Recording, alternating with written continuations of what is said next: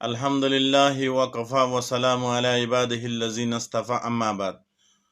সম্মানিত প্রিয় বন্ধুগণ, যে ব্যক্তি যে হনসমে দিনের শুরু অত দিনের মাধ্যম হোক, যে হনসমে নির্ধারিত হনসম নাই, সূরা ইখলাস 10 বার পাঠ করবে। সূরা ইখলাস মানে কুলফাল্লাহ শরীফ 10 বার পাঠ করবে। আল্লাহ তাআলা তার জন্য একটা জান্নাতে একটা বালাহানা নির্মাণ করবে।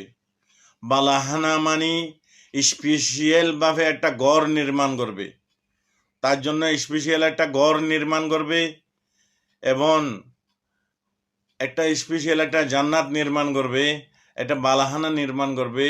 এরকম একটা অন্য জান্নাতের থেকে আলাদা একটা সুন্দর একটা জান্নাত নির্মাণ করবে এবং ওই জান্নাতটা যে সূরা ইখলাস 10 বার পাঠ করছে তাকে আল্লাহ তাআলা দান করবে। সুবহানাল্লাহ।